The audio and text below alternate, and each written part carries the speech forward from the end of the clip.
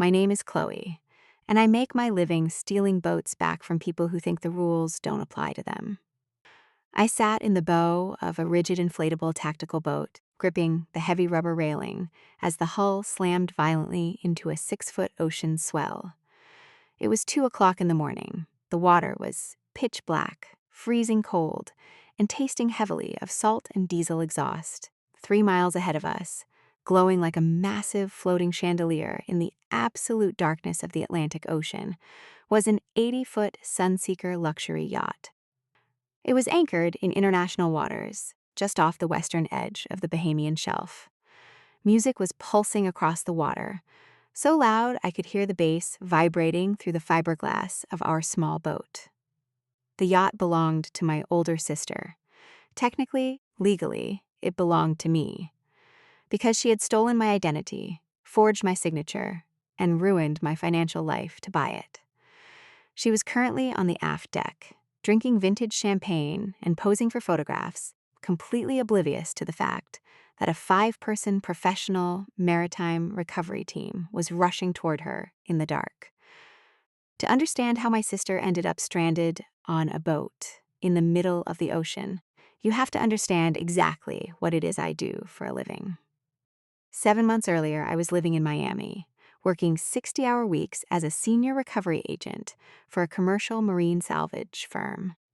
When wealthy people buy luxury yachts they can't afford, the bank eventually comes looking for their money. But you can't just tow a yacht out of a driveway like a Honda Civic. Yachts are mobile. People hide them in private marinas, sail them to different countries, or anchor them in obscure coves to evade the repossession agencies. That was where I came in. I didn't wear designer clothes. I wore tactical boots, a heavy weather jacket, and a climbing harness. My hands were permanently calloused from hauling thick, wet mooring lines. My skin smelled of engine grease and salt water. My job was to track down defaulting vessels, board them, sometimes in the middle of a storm, sometimes under the threat of armed owners, hotwire the ignition systems, and sail them back to the bank's impound dock. It was a brutal, physical, terrifying way to make a living. But it paid exceptionally well, and I had a goal. I spent 8 years saving every dollar I earned to buy my own commercial salvage vessel and start my own recovery firm. My sister, Vanessa, had a very different approach to life. Vanessa was 35 years old, 3 years older than me, and she had never worked a single hour of physical labor in her entire existence. She was an influencer. She had 300,000 followers on social media, a closet full of silk dresses, and an absolute unshakable belief that the universe owed her a life of luxury. She produced nothing. She created nothing. She simply existed, taking endless photographs of herself holding expensive cocktails in expensive locations. And she funded this completely fabricated lifestyle by bleeding our parents dry. Our parents were wealthy, having built a highly successful chain of hardware stores across Florida, but their wealth came with a massive, toxic blind spot. Vanessa. She was the golden child. She was beautiful, she was delicate, and she was, in their eyes, destined for stardom. Whenever Vanessa maxed out her credit cards, buying designer shoes, my father quietly paid them off. Whenever Vanessa wrecked a leased car because she was taking a selfie while driving, my mother hired the best lawyers to make the problem disappear. And whenever I complained about the blatant double standard, the answer was always the same. "Be the bigger person, Chloe," my mother would sigh, sipping her tea. "You're strong. You have a tough job. Vanessa is sensitive. Her brand requires a certain image. She just needs a little more help than you do." I had accepted my role in the family. I was the invisible workhorse. I stayed out of their way, I paid my own rent, and I focused on my goal. By March of last year, I finally had the required 20% down payment to secure a commercial marine mortgage for my own salvage boat. It was a beautiful, heavy-duty offshore trawler that would allow me to take on deep water recovery contracts. It was my ticket to absolute independence. I walked into the executive office of the largest marine commercial bank in Miami, wearing my only nice suit. I carried a thick folder containing my flawless credit history, my tax returns, and my business plan. The loan officer, a middle-aged man named Richard, took my folder, offered me a cup of coffee, and typed my social security number into his terminal. I sat across from him, smiling, ready to sign the paperwork and start the rest of my life. Richard stared at his screen. The smile slowly vanished from his face. He pressed a few keys, frowned, and then looked over the top of his reading glasses at me. He didn't look impressed. He looked at me with a mixture of confusion and profound pity. "Miss Hayes," Richard said slowly, clearing his throat, "I'm looking at your credit profile. You're applying for a $300,000 commercial loan." "That's right," I said, "with a $60,000 cash down payment. M's, Hayes, you are currently in severe default on a $2.5 million marine mortgage," he said quietly. "Your credit score is completely destroyed.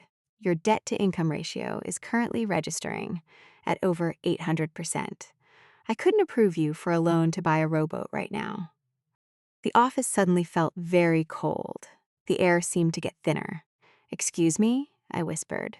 "I don't have a marine mortgage. I rent an apartment. I drive a 6-year-old truck." Richard turned his monitor around so I could see the screen. "According to Equifax and TransUnion," Richard said, pointing to a massive red flag on the digital report. "9 months ago, you secured a $2.5 million loan through a private brokerage in Fort Lauderdale. The asset is an 80-foot Sunseeker Predator motor yacht. The loan is currently 90 days past due. They are preparing to send the account to a collection agency." I stared at the screen. The numbers swam in front of my eyes. I didn't ask how it happened. I didn't ask who did it. I knew exactly who did it. I stood up, thanked Richard for his time, walked out of the bank, and got into my truck. I didn't drive to my apartment. I didn't drive to the police station. I drove straight to my parents' massive, gated house in Coral Gables. It was a Sunday evening. I knew the family routine. Every Sunday at 6 o'clock, my parents hosted a formal family dinner. Vanessa was always there, usually complaining about the lighting or the food. I walked through the front door without knocking. The housekeeper looked startled, but I marched straight past her, down the long marble hallway and into the formal dining room. My father was pouring a glass of expensive red wine. My mother was adjusting a floral arrangement. Vanessa was sitting at the end of the long mahogany table, wearing a white silk dress, scrolling through her phone.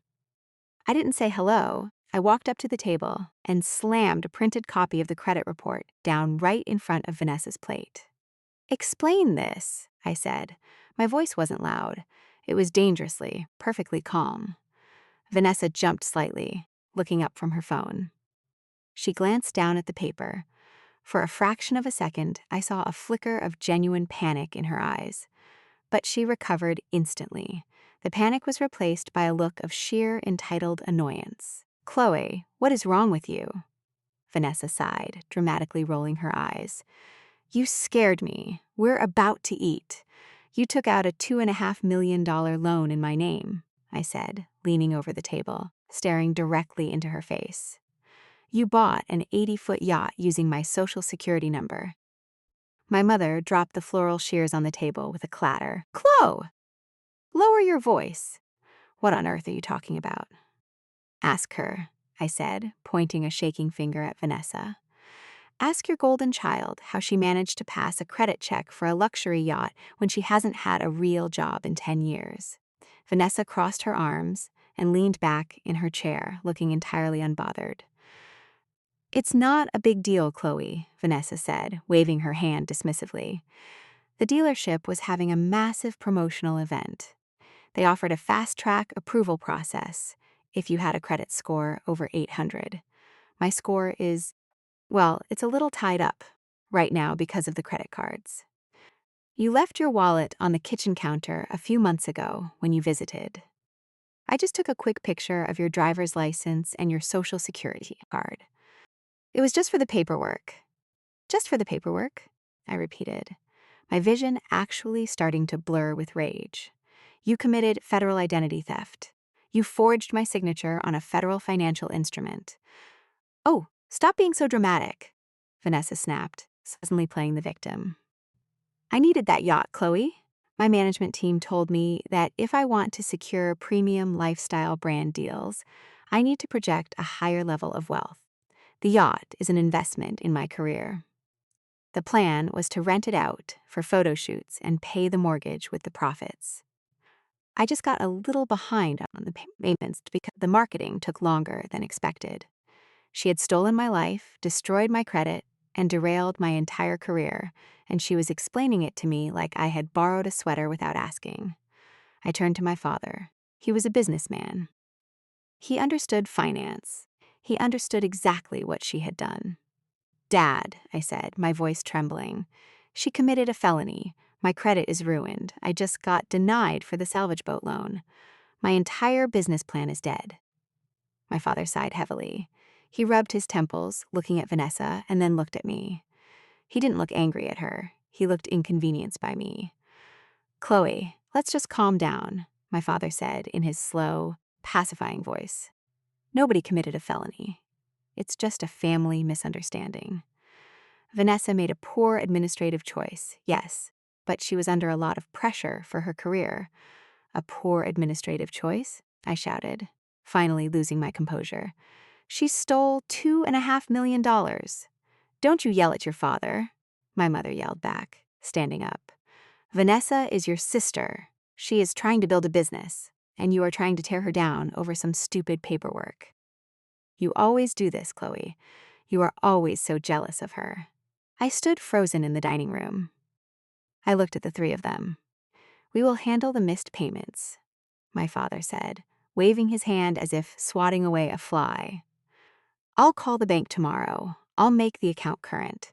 I will personally guarantee the loan, and we'll just leave it in your name for now so we don't have to pay the massive transfer taxes. It's fine, Chloe. It doesn't affect your day-to-day life. It destroys my life, I whispered. I can't buy my boat. I can't start my company. Then you'll just have to wait a few more years. My mother said coldly, sitting back down, and I absolutely forbid you from going to the police. If you file a report, they could arrest her.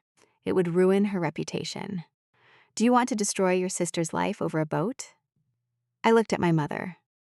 I looked at the sheer, impenetrable wall of delusion that surrounded her. If I went to the police, my parents would hire the most expensive defense attorneys in Miami. They would drag the investigation out for years.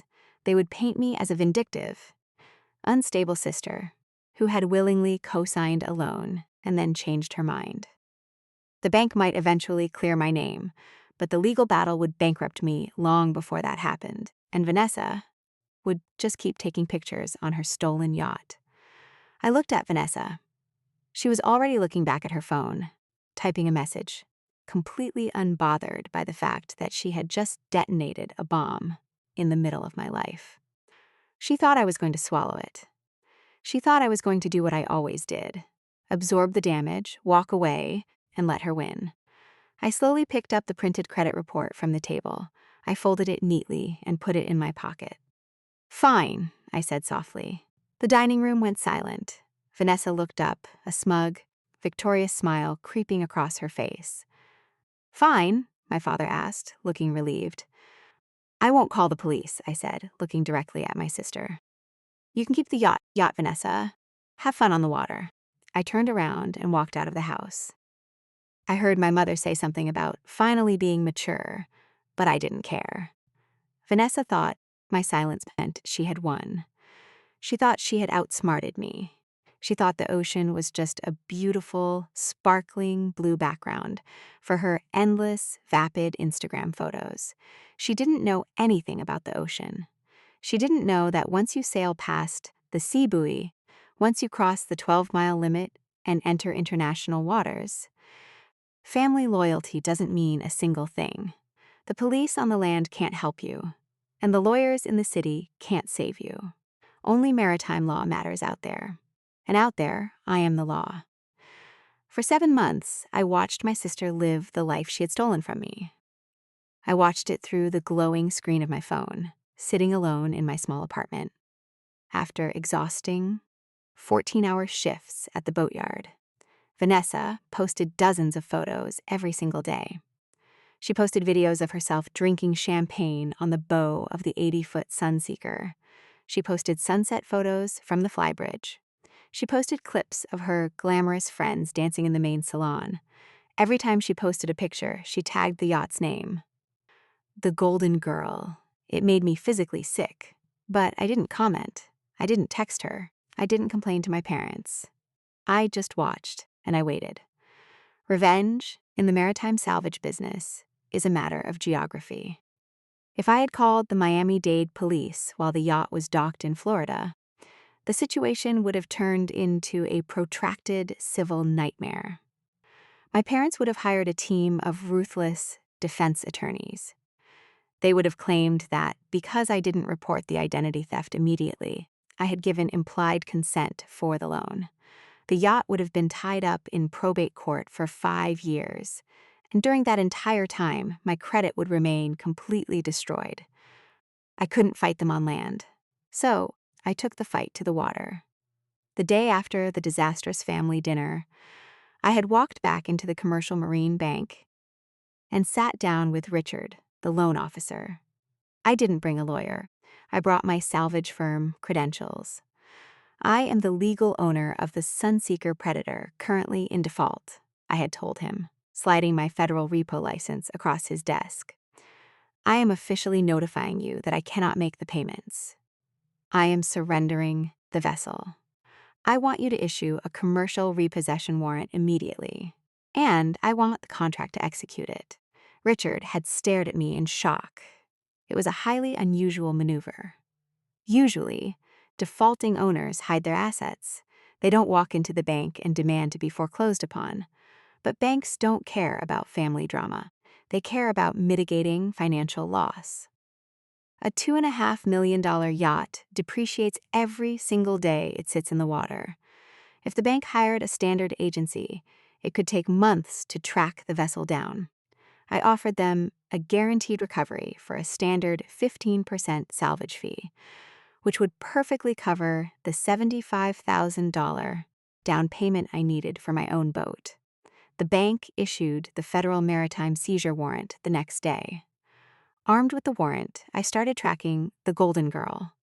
All commercial vessels are equipped with an automatic identification system, or AIS. It broadcasts a continuous GPS signal showing the boat's heading, speed, and exact coordinates. For the first 6 months, Vanessa stayed infuriatingly close to the coast. She cruised up and down the Florida coastline, anchoring in shallow bays or docking at ultra-exclusive private marinas in Palm Beach, where my father was paying the exorbitant slip fees. I couldn't touch her there. The private security was too tight, and local law enforcement jurisdictions would complicate the seizure. I needed her to get arrogant. I needed her to get bored. And finally, in late October, she did. Vanessa announced on her social media that she was hosting a massive brand trip for a luxury swimwear company. She invited 8 other high-profile influencers. They weren't just going to cruise around Miami. They were sailing to the Exumas, a remote and stunningly beautiful chain of islands in the Bahamas. To get there, the yacht had to cross the Gulf Stream. To get there, the yacht had to leave United States territorial waters. I watched the AAS tracker on my laptop as the digital blip representing the Golden Girl moved eastward, away from the Florida coast. I watched it cross the 3-mile state limit. I watched it cross the 12-mile federal limit. Once an American-flagged vessel crosses that invisible 12-mile line, it enters international waters. Out there, the local police have zero authority. Highway Patrol can't pull you over. Out there, a federal maritime seizure warrant is absolute, undeniable law. I made 3 phone calls. I called Marcus, a former Coast Guard rescue swimmer who worked as my primary deckhand. I called Elias, a heavy diesel mechanic who could hotwire a yacht engine in under 3 minutes. And I called a private charter captain who owned a high-speed, rigid, inflatable tactical boat. the exact kind used by Navy SEALs for maritime insertions. We left Miami at 10 o'clock at night. The ocean was rough. The Gulf Stream is notorious for its unpredictable, violent swells. We were pounding through 6-foot waves in complete darkness, taking heavy spray over the bow. I was wearing a black tactical maritime jacket, a self-inflating life vest, and a climbing harness with heavy carabiners clinking against my hips. The salt spray stung my eyes, and the wind roared in my ears. It was miserable, terrifying, and absolutely beautiful. At exactly 2:15 in the morning, my GPS screen beeped. Target acquired, the charter captain yelled over the roar of the twin outboard engines, pointing into the darkness. I squinted through the sea mist. A mile ahead, I saw the lights. Vanessa hadn't anchored in a marina. She had anchored the Golden Girl in a deep water channel between two uninhabited islands, likely because she didn't want to pay Bahamian docking fees, or because she thought anchoring in the wild made for better photos. The yacht was fully illuminated, its underwater LED lights glowing a brilliant, toxic blue beneath the dark waves. "Kill the running lights," I shouted to the captain. "Go dark. Approach from the stern." Our tactical boat went completely dark. We became a shadow sliding over the black water. As we closed the distance, the thumping bass of electronic dance music rolled across the waves. I could see silhouettes moving in the brightly lit main salon of the yacht. They were throwing a massive party. They had no idea we were there until our rubber hull bumped gently against the fiberglass swim platform at the back of the Sunseeker. "Go! Go! Go!" I ordered. Marcus was off the boat in a second, leaping onto the swim platform and securing a heavy nylon mooring line to a stainless steel cleat. Elias followed him, carrying a waterproof bag of heavy tools. I went last, hauling myself up onto the pristine teak deck of my sister's stolen empire. We moved with practiced, military precision. Elias immediately scrambled down the narrow side deck toward the engine room hatch. He had to secure the massive diesel engines and isolate the fuel lines so the captain couldn't attempt to outrun us. Marcus and I headed straight for the flybridge, the upper control deck where the primary helm was located. We walked right past the glass doors of the main salon. Inside, a group of women in designer bikinis and men in unbuttoned silk shirts were dancing and drinking champagne, completely oblivious to the two figures in dark tactical gear moving past the windows. I climbed the steep fiberglass stairs to the flybridge. A man in his 50s, wearing a white polo shirt, was sitting at the helm, monitoring the anchor alarms on the glowing digital screens. He was the hired captain. He spun around in his chair as I reached the top of the stairs, his eyes wide with shock. "Hey! What the hell are you doing up here?" he shouted, standing up and reaching for a handheld VHF radio. "Who are you?" I didn't slow down. I walked straight up to the helm station, reached across the console, and slammed my hand down on the master ignition kill switches. Deep inside the hull of the yacht, the massive twin diesel engines immediately choked and died. The thumping bass of the music below abruptly cut out as the primary generators spun down.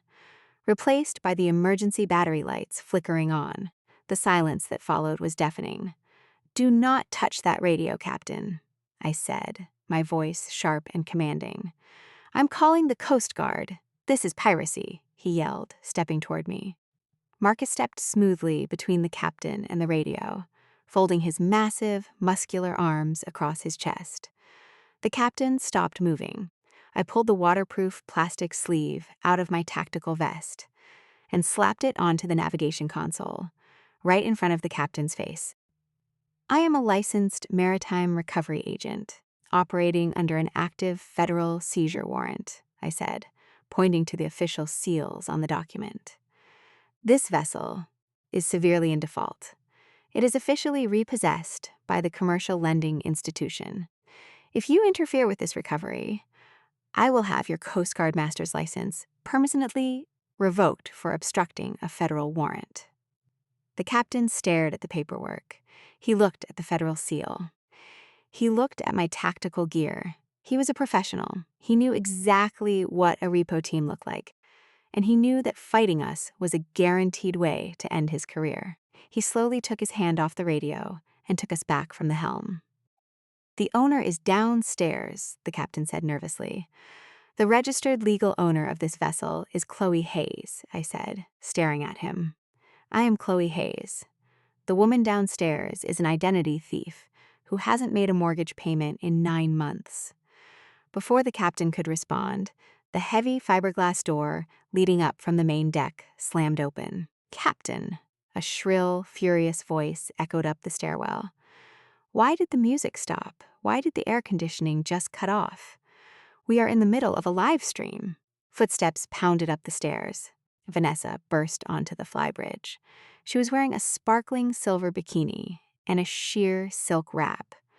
She was holding a half-empty bottle of expensive champagne in one hand and her smartphone in the other. Her perfectly styled hair was glowing in the dim emergency lights. She marched toward the helm, her eyes entirely focused on the captain. "Turn the power back on right now," Vanessa demanded, pointing her phone at him. "My guests are sweating, and you are ruining the aesthetic of this entire evening. My father pays your salary, and I will have you fired the second we get back to Miami." "He can't turn the power back on, Vanessa," I said quietly from the shadows near the radar arch. Vanessa froze. The arrogance vanished from her face, replaced by sudden, jarring confusion. She turned her head slowly, peering into the darkness. I stepped forward into the glow of the emergency lights. Vanessa stared at me. She looked at my heavy tactical boots. She looked at the salt water dripping from my jacket. She looked at the climbing harness around my waist. For a second, her brain couldn't process the visual information. The sister she had always viewed as a pathetic, invisible workhorse was suddenly standing on the command bridge of her luxury yacht in the middle of the Atlantic Ocean. "Chloe?" Vanessa whispered. What are you doing here? How did you get out here?" "I took a boat," I said calmly. "Are you insane?" she suddenly screamed, finding her voice. The entitlement roared back to life. "You crashed my brand trip. You ruined the power. Get off my yacht. Get off my yacht right now before I call the police and have you arrested for trespassing." "It's not your yacht, Vanessa," I said, stepping closer to her. "It's my yacht, and the bank wants it back. I told you, Dad is handling the payments," she yelled, waving her hands frantically. "It's a paperwork issue. You have no right to be here. Captain, remove her from the bridge." The captain didn't move. He just stared at the deck. "The captain doesn't work for you anymore," I said. "He works for the bank. And as of 3 minutes ago, this vessel is officially repossessed under federal maritime law." Vanessa let out a sharp, mocking laugh. It was a hysterical, panicked sound. "You're lying," she sneered, pointing her phone at me as if she were going to record me. "You're just jealous. You've always been jealous of me. I am calling the police.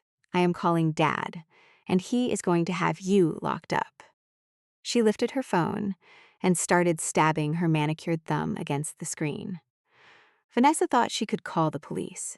She thought she could dial a number, and our parents' expensive lawyers would magically appear in a helicopter to fix her problems, just like they always did. She expected the world to bend to her tantrums. She didn't realize that her phone had 0 bars of service. We were 50 miles from the nearest cell tower. She didn't realize that in international waters, her father's money couldn't buy a single favor. And she didn't realize that out here, the only law on this ship was standing right in front of her. "There's no signal, Vanessa," I said softly, watching her stab the screen in rising panic. "Nobody is coming to save you." Vanessa lowered her phone slowly. She stared at the screen, looking at the tiny no-service icon in the upper corner. For 35 years, that phone had been her magic wand. Whenever she made a mistake, whenever she spent money she didn't have, or wrecked a car or threw a tantrum, she just pressed a button. My parents would answer, the checkbook would open, and the consequences would magically disappear. But out here, in the dark, rolling expanse of the Atlantic Ocean, the magic wand was just a useless piece of glass and metal. She looked up at me. The sheer, entitled arrogance was finally starting to crack, replaced by the dawning realization that she was entirely out of her depth. "You can't do this," Vanessa said, her voice shaking. She tried to sound commanding, but it came out sounding like a terrified child. "This is kidnapping. You are holding me hostage on my own boat." "It's not your boat, Vanessa," I said, stepping closer to the helm. "You forged my signature. The bank owns it. And as the legal recovery agent, I am simply securing their asset." Before she could respond, the heavy fiberglass door leading up to the flybridge opened again. 3 of her influencer friends stumbled up the stairs. They were holding empty champagne flutes, shivering slightly in the cool ocean wind. They looked confused and annoyed. "Nessa, what's going on?" A tall woman with heavy makeup asked, wrapping a towel around her shoulders.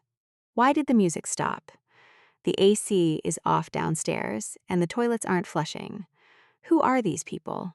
Vanessa spun around, her face flushing crimson. In the world of social media influencers, image is absolute currency.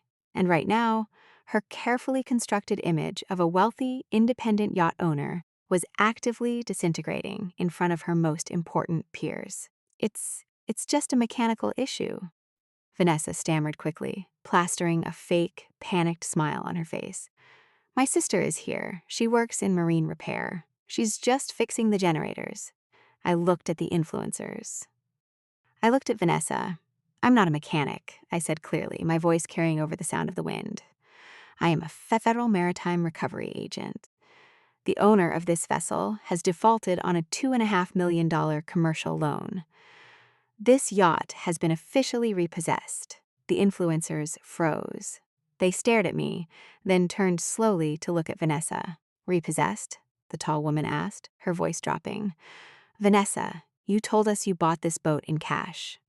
You told the brand sponsors you owned it outright." "I do," Vanessa shrieked, her voice pitching up in total panic. "She's lying. She's crazy. She's just jealous of me." "The party is over," I said, ignoring her completely and addressing the group.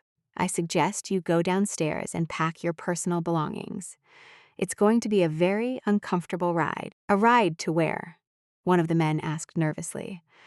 "As a licensed recovery team, we are legally required to transport all passengers to the nearest safe port of call," I explained.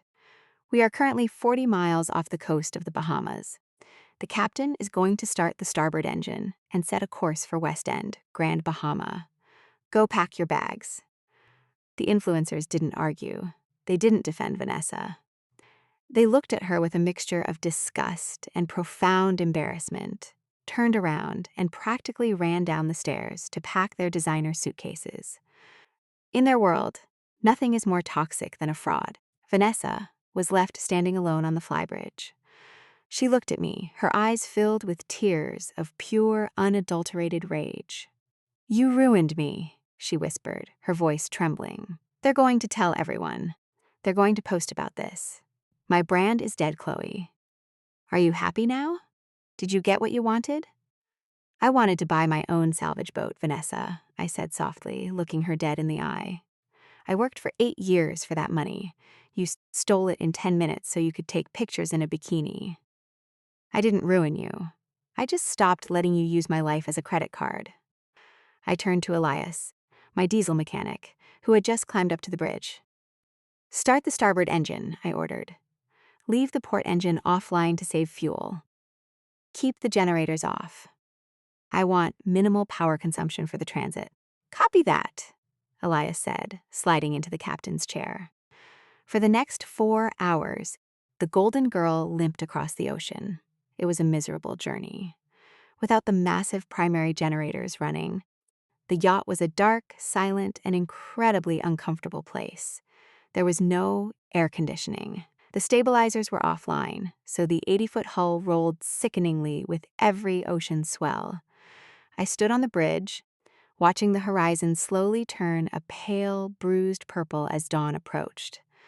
Vanessa didn't come back upstairs. She sat in the dark main salon, surrounded by her former friends, who were aggressively ignoring her and whispering among themselves.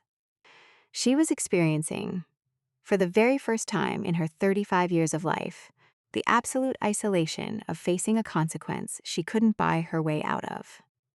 At 6 o'clock in the morning, the jagged coastline of Grand Bahama Island appeared through the morning mist. I didn't instruct Elias to take us to a luxury tourist marina in Freeport. I didn't take us to a pristine white sand resort where Vanessa could comfortably order a mimosa and wait for our parents to wire her money. I directed him to a deep-water commercial industrial port on the western edge of the island. It was a rusted, dirty, working-class dock, used primarily for container ships, freight haulers, and commercial fishing vessels. The concrete piers were stained with oil. Seagulls circled overhead, screaming over the smell of rotting bait. There were no palm trees. There were no cabanas. Elias expertly maneuvered the massive, crippled yacht alongside a heavy concrete piling. Marcus threw the thick mooring lines over the rusted cleats, securing the vessel. I walked down to the main aft deck. The influencers were already standing there, dragging their heavy Louis Vuitton and Gucci suitcases, looking horrified at their surroundings. "This is your stop," I said, unlatching the sideboarding gate. "This is a joke, right?" the tall woman asked, looking at the industrial cranes and the dirty concrete. "Where is the resort? Where are the taxis?" "The local town is about a 2-mile walk down that dirt road," I pointed. "You can probably find a local bus or a freight driver to take you to the commercial airport in Freeport. The runway is open. I suggest you start walking before it gets hot." They didn't complain. They were so desperate to get off the repossessed yacht and away from the humiliation that they practically sprinted off the boarding ramp, dragging their expensive luggage through the dirt and oil of the commercial dock. They didn't say goodbye to Vanessa. They didn't even look back. Vanessa was the last one on the deck. She was carrying 2 massive suitcases. She looked exhausted. Her makeup was smeared, and her silk wrap was wrinkled and damp with sea spray. She looked at the dirty industrial port, and then she looked at me. "I don't have my passport," Vanessa said. Her voice was flat, hollow, and laced with panic. I stopped securing the boarding ladder and looked at her. "You sailed into international waters without a passport?" "We were just doing a day trip," she stammered defensively. "I didn't think the Bahamian Coast Guard would stop us. I thought we would just anchor out. I only have my driver's license." I shook my head slowly. The sheer, staggering ignorance of her entitlement was almost impressive. "That's going to be a problem at the airport, Vanessa," I said. "You're going to have to go to the U.S. Embassy in Nassau to get an emergency repatriation document, which means you're going to have to buy a ferry ticket to get to the main island." "I don't have any cash," she whispered, her eyes wide with terror. "My credit cards. Dad put a freeze on them last week because they were maxed out. He said he wouldn't unfreeze them until the end of the month." She was stranded. She was standing on a dirty concrete dock in a foreign country, wearing a bikini, with no passport, no cash, and no functioning credit cards. For a brief, agonizing moment, the old family conditioning flared up inside me. The voice of my mother echoed in my head. "Be the bigger person, Chloe. She needs help. Give her some money." "Fix it for her." I looked at Vanessa. She was looking back at me with wide, pleading eyes. She was waiting for me to cave.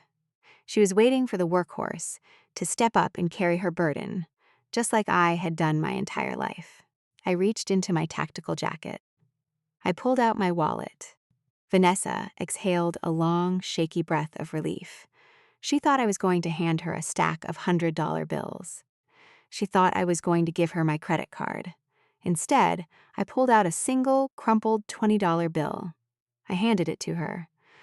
"What is this?" she asked, staring at the green paper in her hand. "That will cover the bus fare to the airport," I said, putting my wallet back in my pocket. "You can use the free Wi-Fi in the terminal to call Dad." Assuming he still wants to pick up the phone, "Chloe, you can't leave me here like this," she begged, tears finally spilling down her face. Genuine tears this time. I don't know anyone here. I don't know what to do.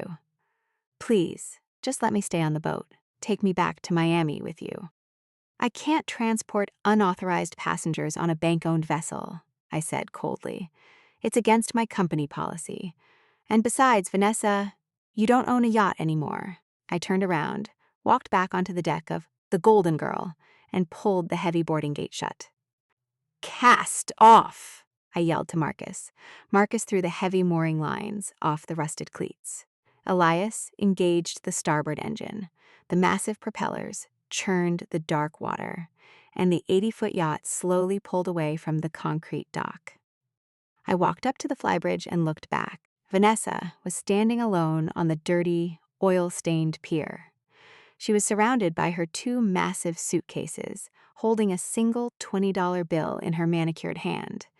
She looked incredibly small against the massive, rusting industrial cranes of the commercial port. She watched me sail her $2.5 million prop over the horizon, taking her entire fabricated life with it. She thought the worst part of her day was losing the boat. She thought the worst part was the public humiliation in front of her influencer friends. She thought she just had to suffer through a miserable bus ride to the airport, make a crying phone call to our father, and wait for him to wire her the money for a first-class ticket home. She didn't know that 3 days ago. While she was planning her luxurious brand trip, my father had finally received a piece of certified mail from the Commercial Marine Bank. She didn't know that the bank hadn't just approved the repossession. They had launched a full fraud investigation into the origination of the loan. And she didn't know what happens to a golden child when the gold finally, permanently, runs out, delivering a repossessed $2.5 million yacht back to Miami is usually a tedious process. But for me, it was the best ride of my life. We docked the Golden Girl at the bank's highly secure commercial impound facility 2 days later. The moment the heavy mooring lines were secured, my job was officially done. I walked into the bank the following morning, sat down in Richard's office, and handed over the keys, the marine logs, and the recovery manifest. Richard didn't look at me with pity this time. He looked at me with profound professional respect. He handed me a cashier's check for $375,000. It was the standard 15% commercial recovery fee for an asset of that size, legally mandated by maritime salvage laws. I didn't just get the yacht back. I legally removed the defaulted loan from my credit report because the asset had been fully recovered, and the bank had officially transferred the primary liability of the fraud investigation onto my sister. My credit was clean. I had the money to buy my salvage trawler in cash, with enough left over to hire a full-time crew for a year. I walked out of the bank feeling lighter than I had in a decade. I walked to my truck, opened the door, and my cell phone started ringing. It was my father. I stared at the screen for a moment, took a deep breath, and answered. "Chloe," my father said. His voice wasn't the slow, pacifying tone he usually used to calm me down. It was sharp, panicked, and trembling with rage. "Where is your sister?" "Last I checked, she was standing on a commercial dock in West End, Grand Bahama," I said calmly, putting the keys in the ignition. "You left her in a foreign country," my father shouted. I had to pull the phone away from my ear. "Are you out of your mind? She just called me from a stranger's phone at a ferry terminal. She's been sleeping on a concrete floor for 2 days," she said. "You hijacked her boat." "I didn't hijack it, Dad," I said. "I repossessed it." I was operating under a federal seizure warrant issued by the commercial bank. "You went to the bank?" he roared. "Chloe, I told you I was going to handle the payments. I told you I would make the account current." "You can't make the account current, Dad," I explained patiently. Because the loan was originated under a stolen Social Security number, the bank doesn't just want the missed payments. They want the entire principal back, and they want the person who committed the wire fraud. There was a sudden, terrifying silence on the other end of the line. "What do you mean, wire fraud?" my father asked. his voice dropping to a whisper. Vanessa didn't just steal my identity, I said. She signed a federal maritime mortgage document across state lines using digital verification. That's wire fraud. And because you called the bank last week and offered to personally guarantee a loan that you knew was entirely fraudulent. I let the sentence hang in the air. I knew he was a businessman. I knew he would put the pieces together. Oh my God, my father breathed. The bank reported the entire file to the federal prosecutor's office 3 days ago, I finished. They aren't just coming after Vanessa for the yacht. They are coming after your hardware corporation to audit your assets because you attempted to cover up a $2.5 federal crime. He hung up the phone. He didn't say goodbye. He just hung up. It took Vanessa 4 days to get back to the United States. She had to take a crowded, miserable local ferry from Grand Bahama to Nassau. She had to sit in the waiting room of the U.S. Embassy for 12 hours to get an emergency passport issued. She had to sleep on the floor of the airport because she didn't have a credit card to book a hotel room, and my father's wire transfers were suddenly frozen by the bank's aggressive audit. When she finally landed at Miami International Airport, exhausted, filthy, and completely broken, she wasn't greeted by a black car service. She was greeted by 2 federal agents with a pair of handcuffs. The bank pressed full charges for identity theft, bank fraud, and wire fraud. The federal prosecutor didn't care that she was an influencer. He didn't care about her brand. He saw a wealthy, entitled woman who had stolen $2.5 million and showed absolutely zero remorse until she was caught. The family went into absolute meltdown mode. My parents liquidated a massive portion of their personal retirement accounts to hire a team of elite criminal defense attorneys for Vanessa. They tried to fight the bank. They tried to fight the federal prosecutor, but the paper trail was absolute. She had taken photos of my ID. She had signed the digital documents. 2 weeks before the criminal trial was scheduled to begin, my doorbell rang. I opened the door of my apartment to find my mother and father standing in the hallway. They looked like they had aged 10 years in a single month. My father had dark bags under his eyes. My mother was clutching her purse with white-knuckled intensity. "Can we come in, Chloe?" my father asked quietly. I stepped aside and let them into my small living room. They didn't sit down. They just stood there, looking incredibly out of place. "We need your help," my mother said, skipping the pleasantries entirely. Her voice was strained, thick, with unshed tears. Vanessa's lawyers said the prosecutor is pushing for a mandatory minimum sentence. They want to put her in a federal prison for 5 years, Chloe. 5 years. She committed a federal crime, Mom, I said, leaning against the kitchen counter. "It was a mistake," my mother cried out, the denial still burning brightly in her eyes. "She's not a criminal. She wouldn't survive a week in a federal prison. You know how sensitive she is." I stared at her, genuinely amazed that even now, standing on the edge of total destruction, my mother still believed Vanessa was the victim. "What do you want from me?" I asked. My father reached into his jacket pocket and pulled out a thick legal document. He placed it carefully on my kitchen counter. "It's a sworn affidavit," my father said, his voice trembling slightly. "The defense attorneys drafted it. It states that you did, in fact, give Vanessa verbal permission to use your credit profile to secure the loan. It states that you simply forgot or misunderstood the terms of the agreement, and that this entire situation is a civil misunderstanding, not a criminal act." I looked at the document. Then I looked at my father. "You want me to commit perjury," I said flatly.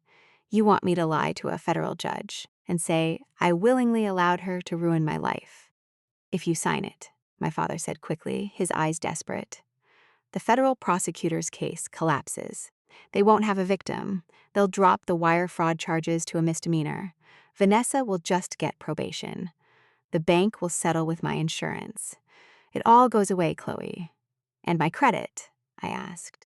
"If I sign that paper, I am legally admitting that I owe the bank $2.5 million. I will pay the bank, my father shouted, suddenly slamming his hand on the counter. I will pay the settlement. I will clear your credit. And I will do more than that. He pulled a small checkbook from his pocket. He uncapped his pen and quickly wrote out a check. He ripped it out and slid it across the counter, right next to the affidavit. It was a personal check made out to me for $300,000. I know you want your salvage boat, my father said, his voice dropping to a frantic whisper. I know how hard you've worked. You sign this paper, you take this check, and you can go buy your boat tomorrow. In cash. No loans. No banks. You get your dream, Chloe. Just give me my daughter back. I looked at the check. $300,000. It was the ultimate enabler's bribe. My parents were so deeply conditioned to rescuing Vanessa that they were willing to empty their own bank accounts to buy her out of a federal prison sentence. They were willing to bribe their own daughter to lie under oath. I looked at my father. He wasn't looking at me with love. He was looking at me like a problem he was trying to pay to disappear. For 32 years, I had been the invisible daughter. I had been the one expected to compromise, to stay quiet, to take the hit so Vanessa could shine. And now they were asking me to do it one last time. They were asking me to sell my integrity, to save the woman who had tried to destroy me. I don't need your money, Dad, I said quietly. My father froze. Chloe, please, it's a massive amount of cash. I already bought my boat, I said. My parents stared at me in confusion. I bought it yesterday, I explained, crossing my arms over my chest.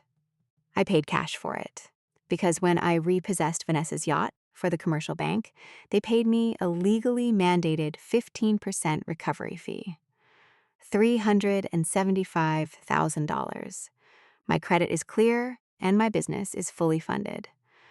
My mother gasped, taking a step back as if I had physically struck her. You made money off of this? My mother whispered, her eyes wide with horror. You planned this? You destroyed your sister's life just so you could get a paycheck? I didn't destroy her life, I yelled, my voice finally breaking through the calm facade. She stole my identity. She stole my future. I just used the law to take it back. And I am not going to lie to a federal judge to save her from the consequences she deserves. I picked up the affidavit and the check. I handed them both back to my father. Take your money, I said, my voice turning to ice, and get out of my apartment. My father stared at me. The desperation in his eyes slowly curdled into a cold, absolute hatred. He took the papers from my hand. You are no daughter of mine, he whispered. You are a cold, ruthless person. If you let your sister go to prison, you will never see us again. We will cut you out of this family forever. You already did, I said, the day you asked me to absorb a $2 million debt so she could post pictures in a bikini. Goodbye, Dad. They walked out of my apartment. I locked the door behind them. Vanessa didn't get probation. Without my sworn affidavit, her defense completely collapsed. The federal judge was appalled by her lack of remorse and the sheer arrogance of her actions. She was convicted of identity theft and wire fraud. She was sentenced to 3 years in a minimum security federal prison. My parents' hardware empire survived the audit, but the legal fees and the massive fines levied by the bank severely crippled their financial standing. They had to sell the massive house in Coral Gables and move into a smaller condo. They kept their promise. They never spoke to me again. I moved my new salvage trawler out of Miami. I relocated my business to the Florida Keys, where the water is clearer and the air smells like open ocean. My company is thriving. I have a crew of 6, a beautiful boat, and a life built entirely on my own 2 hands. I am successful. I am free. But I know there are people who would say I made the wrong choice in my apartment that day. I know some people would say I was vindictive. They would say that if my father was willing to pay off the bank, clear my credit, and give me $300,000 to buy my dream boat, I should have just taken the deal. They would say I could have walked away rich, kept my family intact, and let Vanessa off the hook.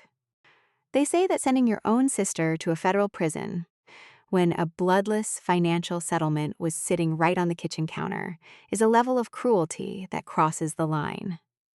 Maybe they are right. Maybe I could have signed the paper, taken the check, and lived a quiet, comfortable life, pretending that everything was fine.